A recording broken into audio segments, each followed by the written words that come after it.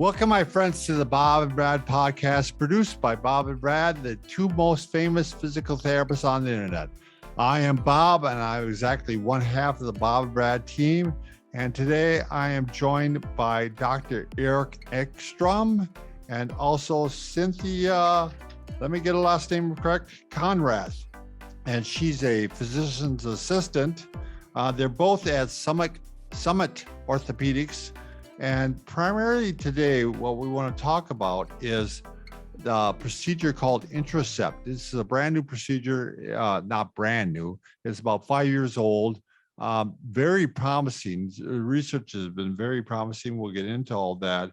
But if you have chronic pain in the low back or back, you want to consider this. Take a look at it, because if you're a candidate, I think this might be the answer for you.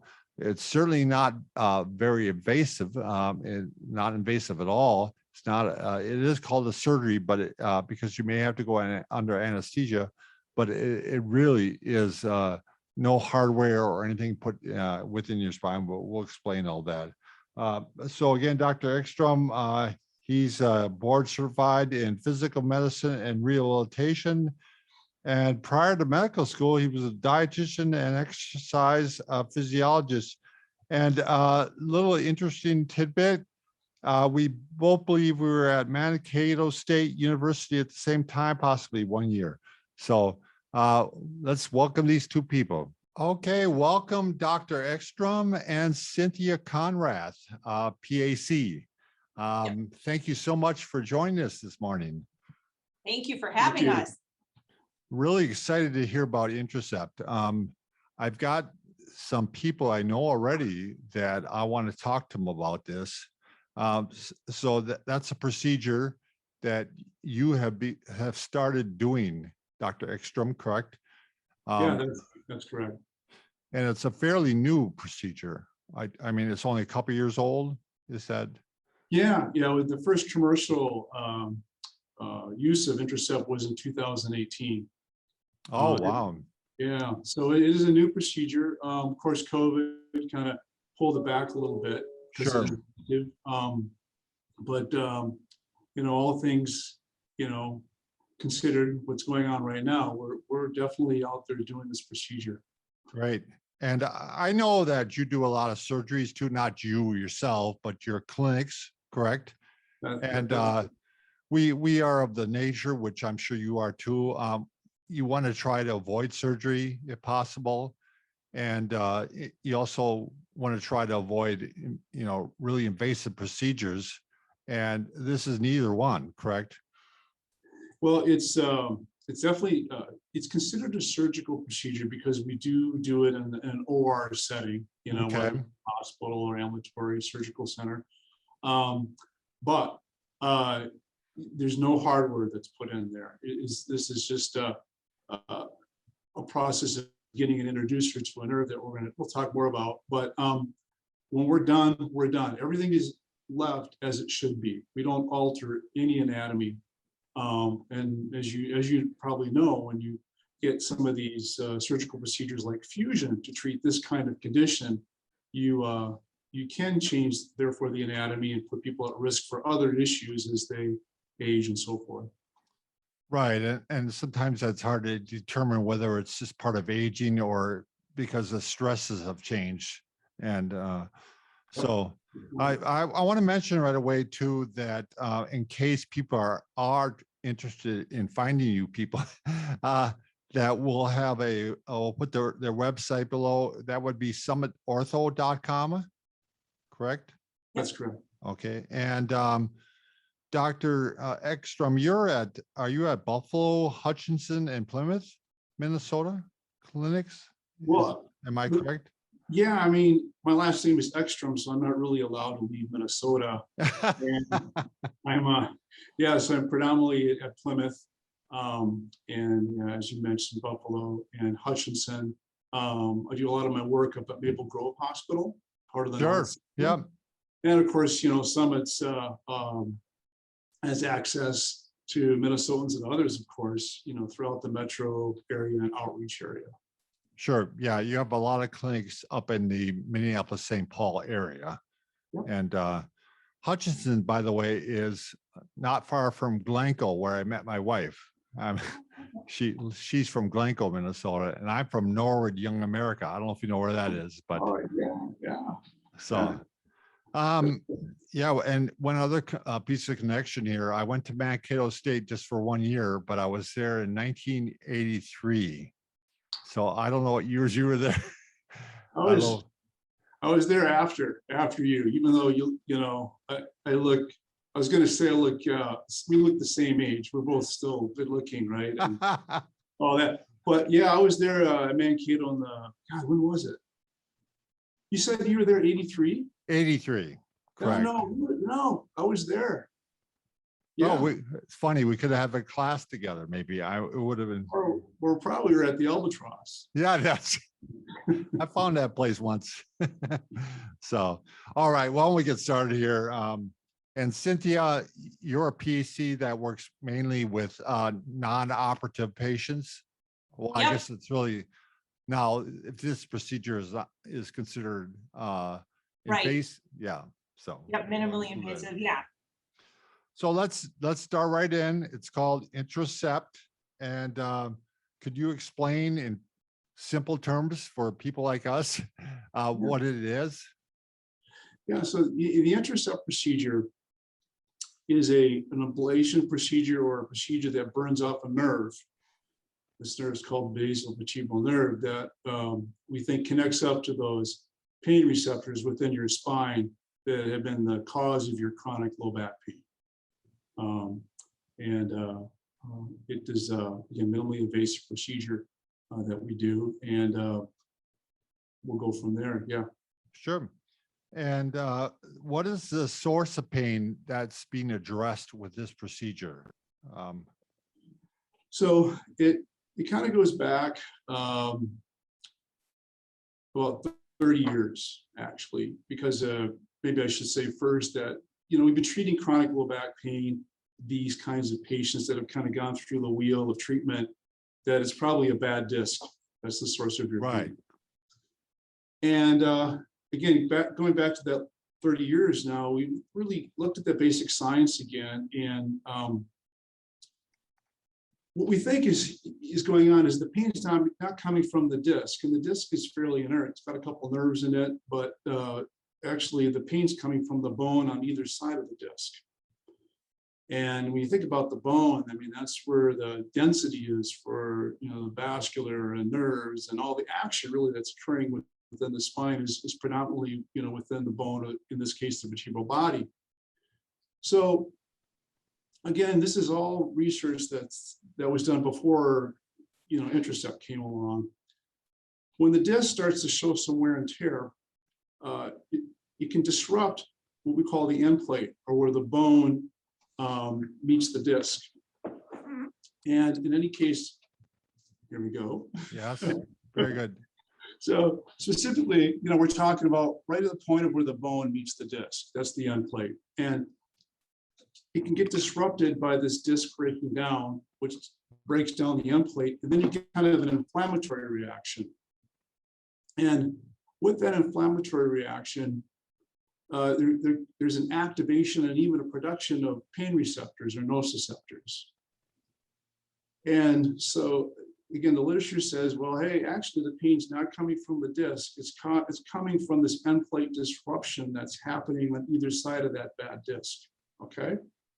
Gotcha. So with that kind of foundation, along came Dr. Modick, and about that time, MRIs were coming out. And he picked up on these changes in the MRI. MRIs are, they're black and white or gray. And where the bone should normally be a specific, black or a specific white, the signal change was different. It was, instead of being black, it was white, or instead of being white, it was black. And this was occurring on either side of those discs, where, they were showing that end plate disruption and disc degeneration. So of course, now they're called motor changes. Right. I was wondering where that came from. Yeah. So then Great. kind of a second layer of studies came along that said, well, is there a correlation between end plate disruption and therefore back pain and these modic changes? And there's actually about 30 papers, positive supportive papers that have shown that these modic changes do represent or correlate to people with chronic low back pain. And interestingly, some of those papers showed that these are also, it's also a patient population that does very poorly with conservative treatments, interventional treatments, and even surgery. So then to kind of pick the game up a little bit more, there's this mainline nerve called the basal vertebral nerve. You can actually, sometimes you can see them on the MRI. Sure. Comes in from the back part of the vertebral body, and it goes right into the core, kind of like the belly button of the vertebral body. And from there on, either up or down, it innervates those active pain receptors that we were talking about here. And then from there, Relievant, the company that makes Intracept, back in 2006, started to look at, well, what if we ablate that nerve? What if we, kind of cut the phone line? In other words, are we going to, get rid of the pain that's coming from these, changes within the bone? And of course, it actually worked, and we'll talk more about that. But the end point is this Intracept procedure came along that allows us to, carefully get down to that nerve, burn it off, and hopefully getting a good outcome of decreased low back pain. Do you think the pain in the nerve is due to kind of chronic inflammation, or is there other reasons that nerve is being upset?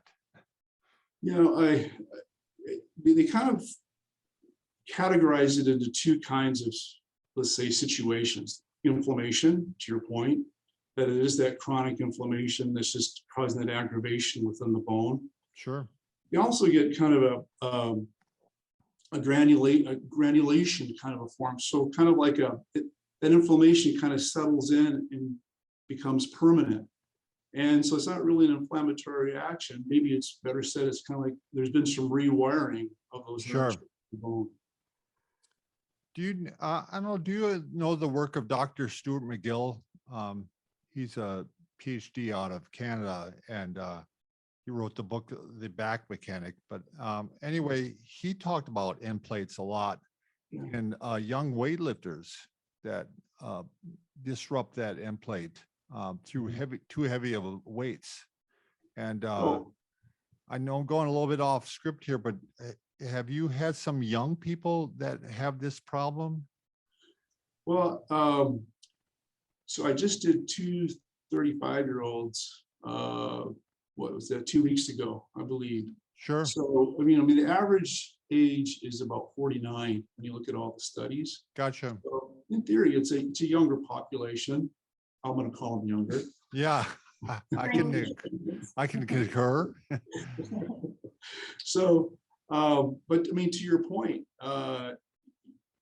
you actually load the spine.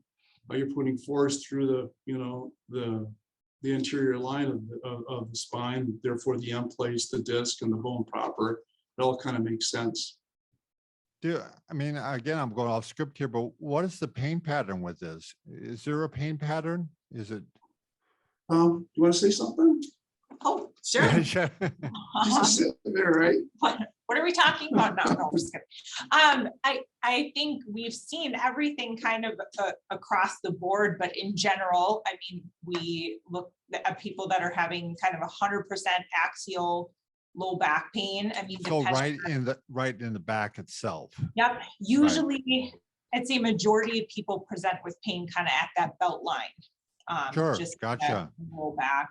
A lot of the times, worse with any activity that's going to be loading the spine. Sure. Makes sense. Bending forward, flexion. We see it. People sitting for a prolonged period of time. And then sometimes with the inflammatory cause too, we see some of those arthritis type symptoms where people have a lot of stiffness in the morning when they wake up, and Sure. generally feel better, if they're moving, and worse once they kind of stop and let things sit. Makes You know, sense. I guess we've had some people that have, some kind of aching radiating into the buttocks or the hips, but not anyone, that would present with true kind of radiculopathy. So when you're saying radiculopathy for the layperson here, Oh yeah, so any nerve pain going down the leg, right, or what people refer to as like a sciatica. right, right. So that helps distinguish it right away. And again, unfortunately, I have a friend that did this, but he already just went to fusion. So I hope he has good luck with it. But so let's talk about basically, I think we've kind of answered this. What type of patient is a good candidate for this procedure? And I guess, how do you confirm that? Yeah, so the criteria for it is going to be having pain, greater than 6 months. So kind of putting you in that chronic pain phase. A lot of the patients we've have had pain 3 years. Some have been 20 plus years. Sure. So a lot of people that have been dealing with this for quite some time. It is approved for vertebral bodies L3 to S1. So those changes have to be taking place within those bodies for us to be able to treat it with this procedure. And you're looking at MRIs, at Yep. the imaging to confirm that, and Yep. then probably what you're seeing clinically also as a correlation. Yep.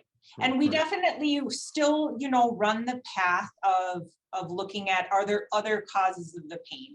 Even if those inflammation or those motor changes are present on the MRI, is there pain related to maybe a disc herniation that they do have, a nerve getting pinched, if they do have some of those sciatica type symptoms, or are they having pain maybe coming from the joints of the spine, so the facet joints. And we kind of run through that. A lot of people have come to us having gone through all of those other treatments already. But if they haven't and they have other physical exam findings and MRI findings, we will rule out some of that first too. Sure. And it's possible they have both, correct? And it's possible they have both. Yep. Right. Always makes our job tough. So, so the type of patient that's not a good candidate for this procedure, obviously, would be somebody who doesn't have end play problems. Yeah, for sure. They have to fit the criteria, of course, but if they have any kind of instability in the lumbar spine, like a spondylolisthesis, for example, infection tumor, if you're under 18, if you have some kind of a pulse generator, like a pacemaker or a defibrillator, there's always some exceptions. There is some chatter about whether people who have osteoporosis are good candidates because the introducer is a pretty hefty device. So you gotta make a clinical judgment on that. If they've had fusion, sometimes you can access it, sometimes you can't because of the hardware, and you are creating heat when you do this procedure. So there's the question of, does that transfer, uncontrolled to some of that hardware? You don't want that, of course. Right. And of course, if you're on blood thinners, you can't come off the blood thinner, or if you have any other major comorbidity issues that just can't go under general anesthesia. So good, sure, yeah. So the procedure is FDA approved, I assumed. Yeah, 2016 again was the date that it got approved. Again, commercially it came out in 2018. Gotcha. How does the patient prepare for this procedure? I mean, is it a lot of things they have to do, or? So it's actually, pretty simple. It's nothing compared to, what they go through for a colonoscopy, I'm sure. Right. I know. That I know. Stuff. Yeah. So we do nothing by mouth for 8 hours prior to the procedure. So very similar to, anything for general anesthesia. And then in terms of, having things prepared at home or fasting, so you can take your medications. Like Dr. Ekstrom pointed out, blood thinners are obviously going to be something that have to be stopped. And that's, going to be directed by a physician. So a pre-op exam from the physician and a COVID test in the day and age we're in now. Yep. Those are really going to be the kind of the major things that we need to prep for the procedure. And have you found has the procedure been covered by insurance to a large extent, or? So the quick answer is there are just a few that approve it. Okay. It is a, you know, it is a new procedure, and it is just a little bit of a background. You know, there's been a lot of procedures that have come along the world of spine that just didn't really have great outcome data. Sure. Do you remember that IDET procedure? I'm sorry, I don't. Yeah, it was a procedure that was to treat chronic disc pain that you lasso the disc and you ablate actually the nerves within inside the disc. Sure. Okay? And this was just a little bit before my time. But they did 40,000 of those procedures before there ever was a level 1 study done that showed in the majority of those people it didn't work. So you can imagine, Gotcha. you know, from a patient, from a provider standpoint, and certainly from an insurer standpoint, you know, when new things come along, that there's cost to be guarded, Right. you know, for stuff like this. So now, you know, what intrigued me about this procedure, though, was on the front end, they did research before it went to being approved by the FDA. Got you.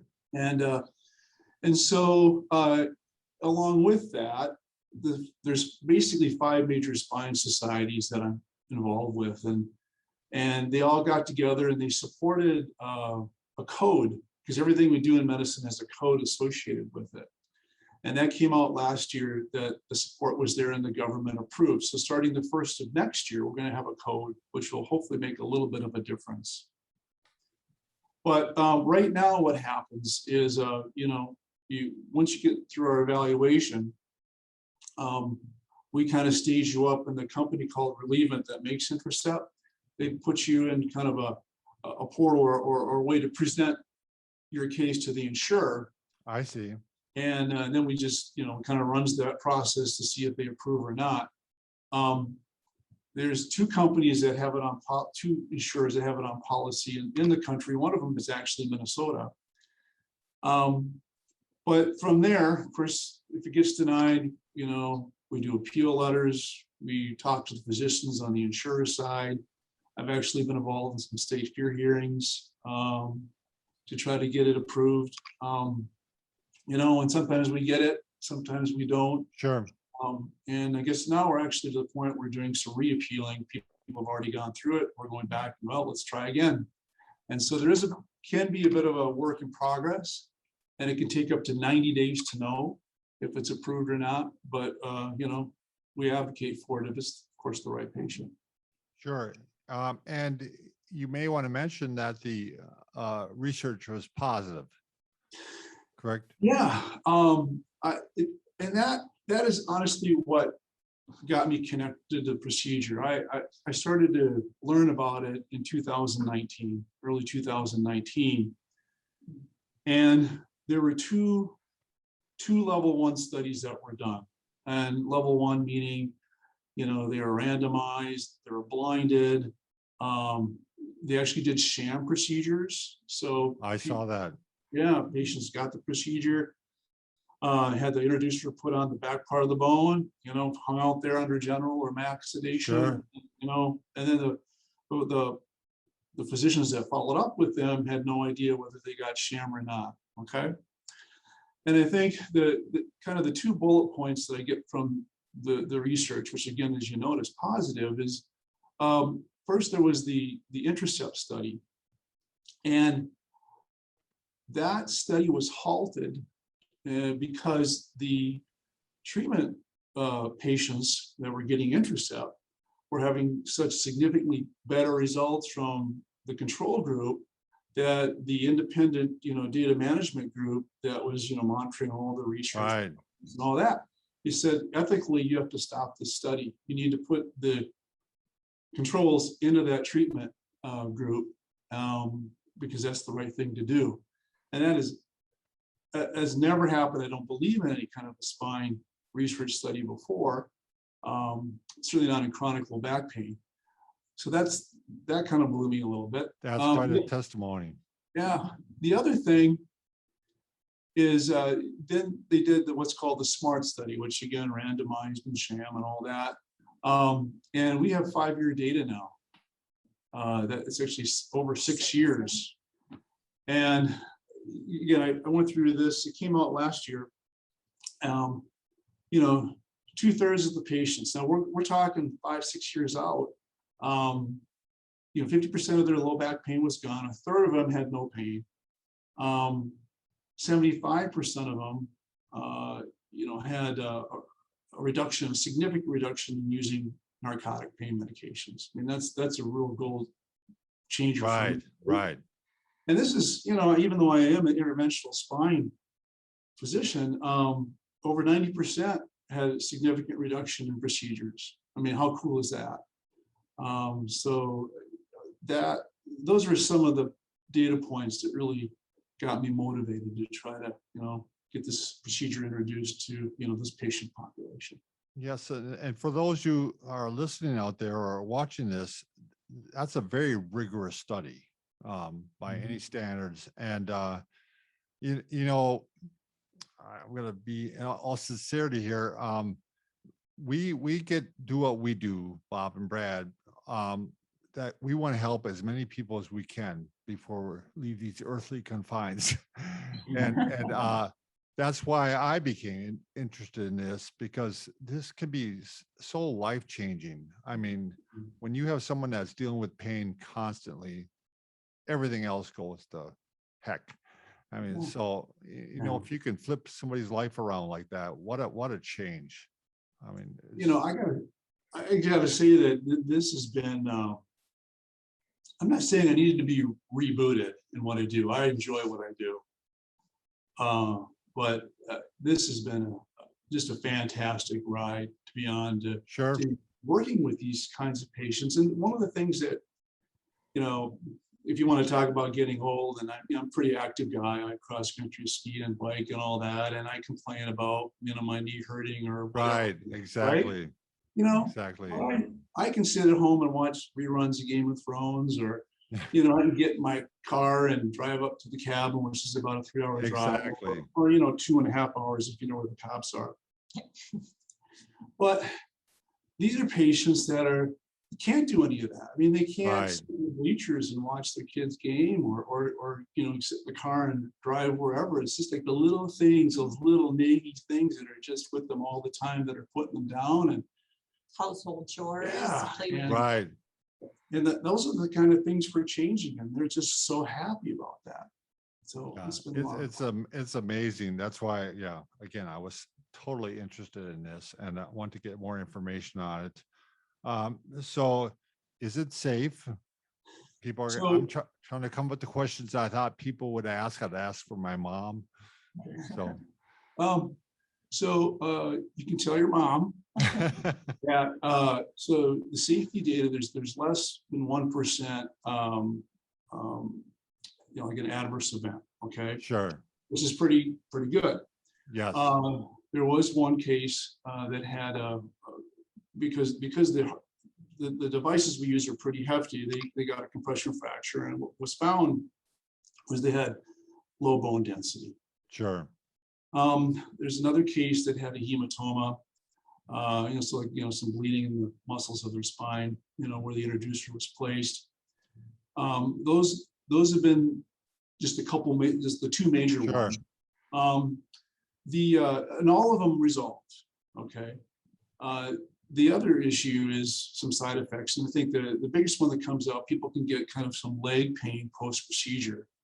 That runs to be about 6% of the patients that get the Intracept procedure. Again, it resolves within 4 to 8 weeks. It's funny, you know, the first thing that comes to mind is maybe the leg pain was there before, but the back pain was so much that they didn't even know it was there. Yeah, you know, you chunk out somebody else, you chunk out a piece of pain. I always say sometimes, you know, from a distance, you see a farm on fire, right? But Right. when you get close to it, well, the outhouse is on fire and the house is on fire and the barn is on fire. Maybe we take out one of those, from a treatment standpoint. Right. Right. Your back pain, but then there's a couple other things we got to try to put out. To your Sure. point. Yeah, exactly. So you already said the patient's not awake for the procedure. There's general anesthesia. Is it performed as an outpatient? The goal of this procedure is that it should be performed as in an outpatient setting. And currently we're doing them in a mix of hospital and outpatient. Sure. And the length of the procedure? It takes about 90 minutes to do a level. If you add another level, it might add another hour at best. Gotcha. So fairly quick. Are there potential long-term consequences if people had this procedure? So, we don't think so. We don't think so. I'm sorry, I don't mean to be fudging here. I was just turning my sheet. Obviously, I can't talk and turn the sheet of paper. It's a lot of work. There we go. Yes. I'm getting dehydrated. I got a couple answers for you on that. So again, there's 6-year data on Intracept, and there's been no long-term negative consequence Sure. for having Intracept done. I always kind of like to wheel back a little bit to, we do ablation procedures on the joints of the spine. Right. Radio frequency.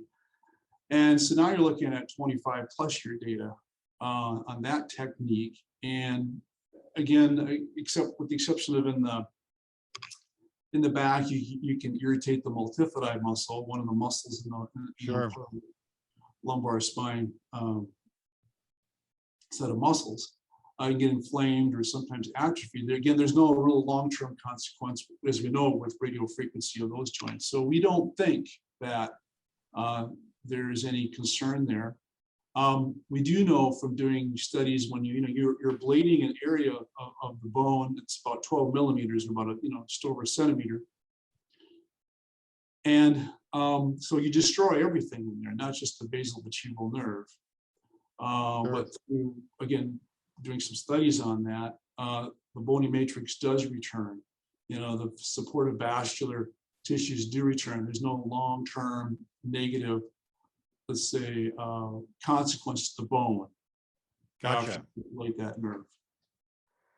Yeah, I don't think people realize this is actually a model from Dynamic Disc Design. They have great models, but I don't know if you'll be able to see that. You can actually see the arteries and vasculature in there, but they do a great job. But again, we're, for those of you who can see this, we're talking about the end plates, which is on this side and this side of the bones that stack up to make your back. So, let's see. Oh yeah, this I was very interested to hear. Does it permanently kill the nerves? Because you have nerves that can regenerate, and is this going to be a problem? It's going to come back. So we don't think it will be a problem that comes back. The idea is that it does permanently kill the nerve. The reason being is that the nerve loses its myelin sheath once it enters the bone. And so for people listening, myelin is just basically kind of a fatty coating, helps nerves transmit information faster, and then it also allows those nerves to grow back. So similar to people that have had these radio frequencies done, like Dr. Ekstrom was talking about on the facet joints, those nerves do have that coating. And that's why that procedure is redone every 6 months to 18 months.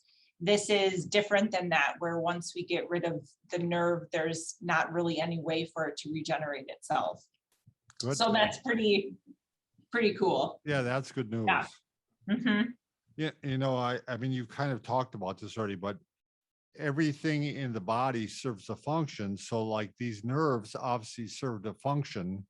So again, there's no downside to killing these nerves. Yeah, not that we know of. Again, going back to the Intracept data, 6 years, RF data greater than 25. And this is just my perspective. But I think if we get rid of the sensory nerve, right? Right. And we've gotten rid of your pain. And we'll talk about this a little bit more maybe later, but I'm a big supporter of rehab. And I always think that now, if you're not hurting, we can get you back into your physical therapist, your chiropractor, and they can tune you up.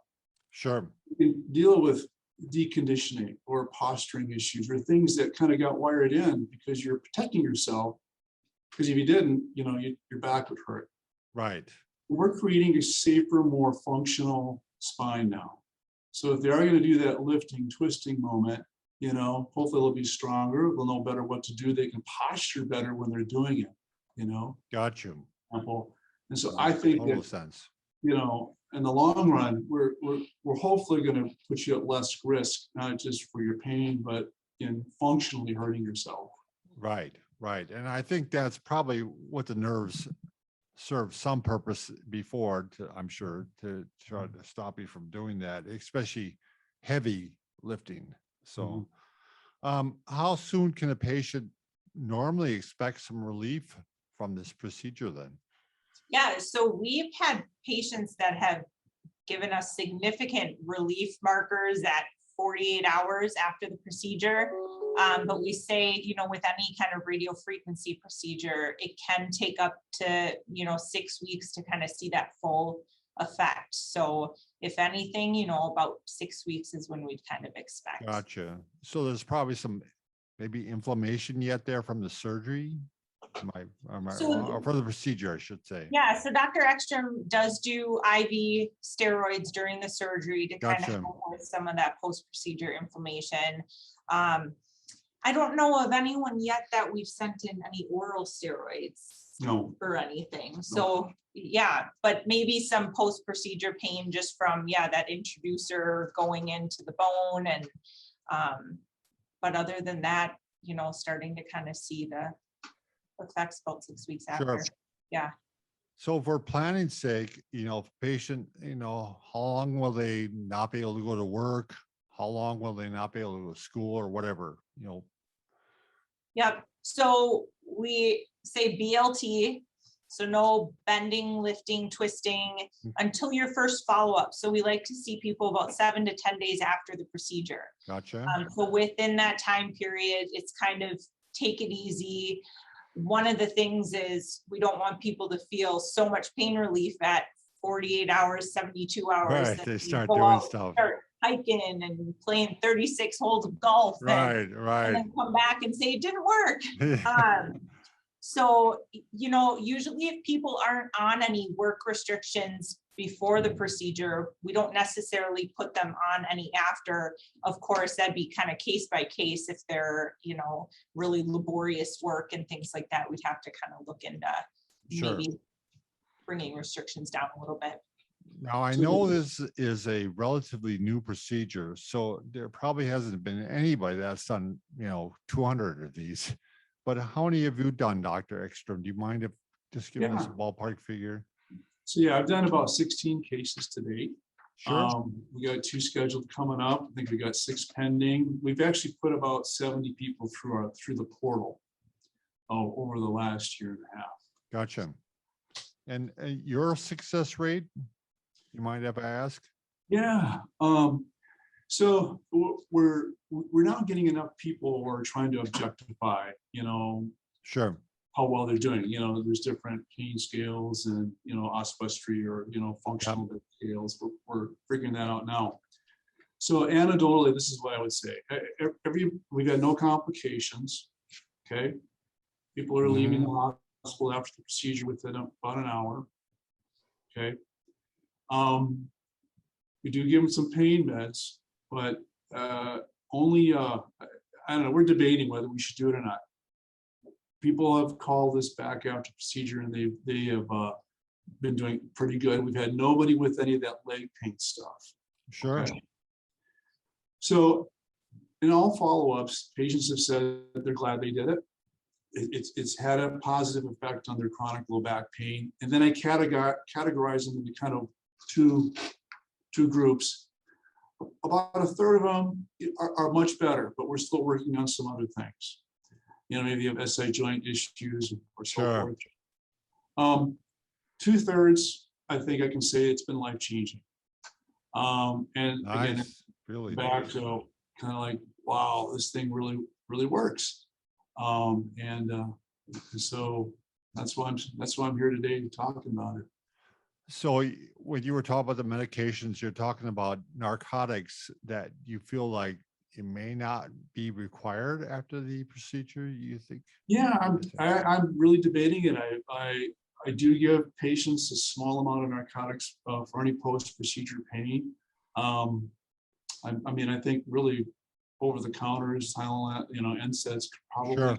work for most of this patient population. Of course, they're in that kind of that 35 to 55-year-old window, so that should be safe to do that. Sure. So, And I'm assuming that some of these people probably were on narcotics already. I know they're trying yeah, to cut so we down. definitely got a couple people off their chronic, pretty high-speed narcotics. We've also been able to lower narcotic load in these patients. And of course, I'm not a huge proponent of narcotics in this patient population. Right. So I Right. know that going Exactly. in, so we work on that. Yeah, it's been quite an adjustment going from that.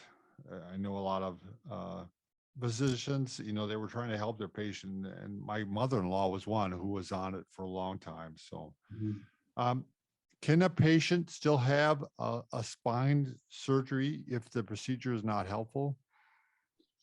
Yeah, we've had one case going into it. She did have a pinched nerve, and this is actually a really great case because there's a subpopulation of patients that they have a disc herniation. They'll go and see the surgeon. Surgeon will say, "I can take care of your leg pain, but I can't take care of your back pain." Sure. And Yeah. and this is sort of that kind of case. Only it got a little flip because we went and we took care of the modic changes in her back pain, but her leg pain got worse because of her disc protrusion, and she did Sure. afterwards. Yeah. But Makes certainly, yeah, they can go on and get surgery if it's a fusion for one other reason, or instability, or maybe a new disc herniation or so forth. Gotcha. And we're trying to keep an open mind with surgeons to kind of know, if there's someone, especially within this age range, that they're thinking about doing a spinal fusion on, and they have modic changes. Well, is this a procedure that we can do beforehand and maybe make the outcome of the fusion Right. better? Because when it comes to hardware posterior spinal fusions, getting the trend or introducer kind of in that area is going to be harder. So maybe trying to treat the back pain before they undergo the surgery. Right. Makes total sense. Get everyone on the same page. Sure. Someday. So after the procedure, I mean, are people need a walker or crutches, or do they need to have an adjustable bed, or do they have to sleep downstairs? All these things that are, really you want to know, because you got to prepare your house, or yourself. Yeah, there's no medical equipment, needed, no walker or anything like that. If they want to sleep downstairs on the couch, if there's a fight between them and their, spouse, significant other, that's fine. But we don't require it. Sure. But yeah, I mean, ice packs are probably going to be the biggest thing they'll need. And it'd probably be nice to have someone at home with them in case there were any complications, or if they're taking narcotics and they make them drowsy and like that, they can't drive. But other than that, nothing is required to be at home with them. So after you do the procedure, what is your process of communication between you and the patient, as far as, they have concerns or problems? And who wants to take that one? Dr. Ekstrom, or myself, someone will call the patient within 24 to 48 hours after the procedure. Sure. Courtesy call, ask them how they're doing, make sure there's nothing of concern going on. And then after that, we plan to see them in clinic again, 7 to 10 days after the procedure. And Stacy, our wonderful patient coordinator, is the one who kind of reaches out to them, make sure that follow-up is set, and then they have our phone number in case any concerns arise. Yeah, I think I forgot to mention this. Stacy will have her information in the description below too, so you could go right to her if you are in the area or in the, I don't know, 5-state area and you want to drive a little bit. Absolutely. Not Canada. Not Canada, because you don't want the Canadians. We love the We love Canadians. Canadians. Bring the maple syrup, we're good. There we go.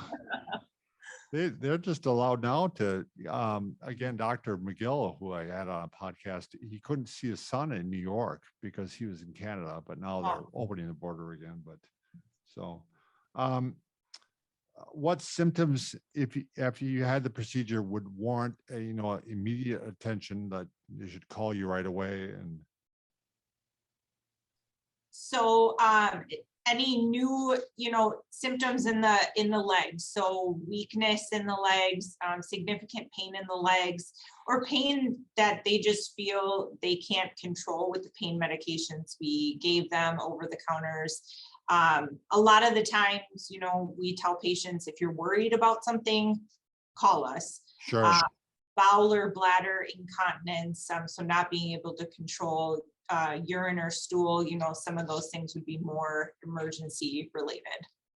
Generally, if there's any drainage from, the procedure. Oh, sure. If they have fever, or they just simply feel ill, they should call us right away. And we have a call. On-call service, yeah.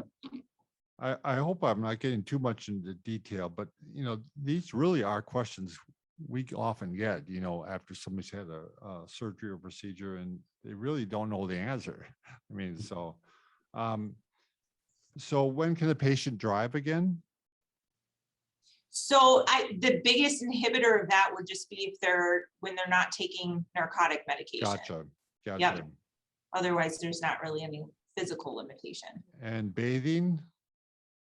So we say about 24 hours to not soak the bandage. Usually stitches are not required for the procedure. So it's usually just a bandage.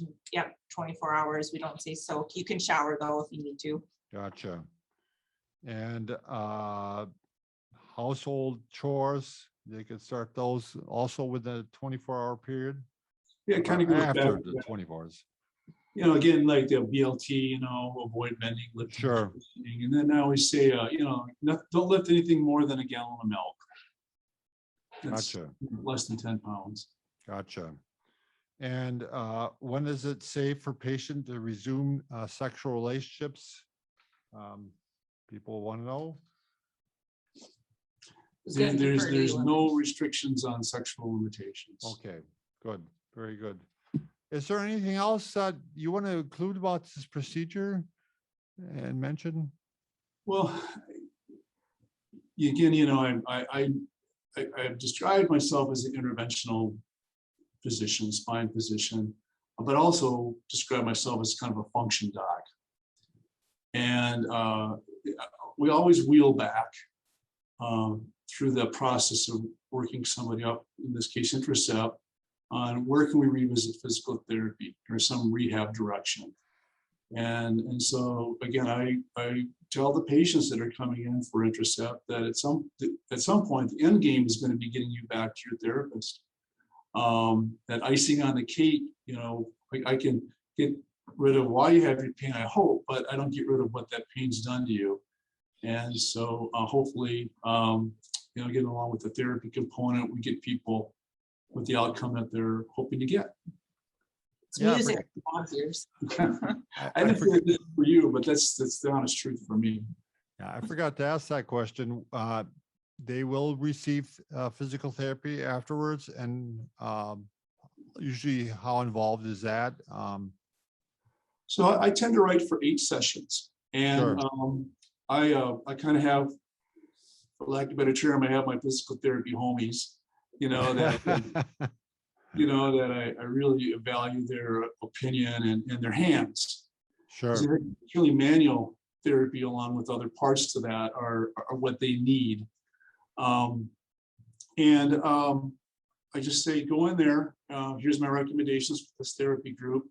Get at least 4 sessions, and then, Sure. then just think about it. I mean, is it making a difference, or is this, you know, you're okay? Then if you're okay, then we're done. But if they're on to something, then they just continue to work through those full 8 sessions that I recommend, or more, of course, if needed. And I always throw back at them too. I mean, what are your goals here? I mean, we get you feeling better. Are you a golfer? Are you a cyclist? Are you, you Right. know, are you just a power walker, whatever, you know? Make sure the therapist knows what those are too, because, you know, that's what we want to help you out with as well. Yeah, you want, you know, you're opening their world back up, and you want to see what they would like to rejoin, you know, Yeah. basically. Yeah. So, well, you know, again, I can't say enough for this. I wish I would have known about this. You know, I wish it would have been around years ago. There's really, you know, I think back to patients I had that seemed to fit in that category, you know. And like I said, this friend I had, I wish I would have had him look at this before. You know, don't waste any time. There's a lot of information on this available online. And also, you stated that you'd be willing to, someone could talk to former patients of yours. Yeah, there's a couple of patients that have certainly, it's not like we're asking everybody. I Sure. might have more than Yeah. just a couple, but one in particular, you know, Karen Ryan, she's one of our first. She's actually a nurse at the Mayo system. Oh, nice. And she's actually referred to me from an outside spine group, which That's the greatest compliment of all. yeah, and I know him well. He's a great guy, and so in any case, he's greater now, of course. Yeah, exactly. But you know, you can, you know, watch Karen's story or listen to it, and she's been a great resource for actually all of our patients that have gone through this process. Yeah, that's a great video. That you know, could bring a tear to your eye. I mean, when It does every time. yeah, awesome. Well, again, we'll have all the information below. We'll have summitortho.com, and we'll have your assistant. What is her name again? I'm sorry. That's Stacy. Stacy. Yeah, Yeah. we'll have information to get a hold of her, and some of your locations, and we'll have the video of Karen. And thank you again so much for coming on and explaining this in great detail. I think it will help a lot of people, you know, who are suffering needlessly at this point. So, yeah, well, thank you for having us. Yeah, It's an honor. yeah, thanks. I've been watching you guys forever, so yeah, this is great. All right, that makes me wonder about you, but okay. He wonders about me all the time. It runs. All right, we'll stop it right here. Thanks.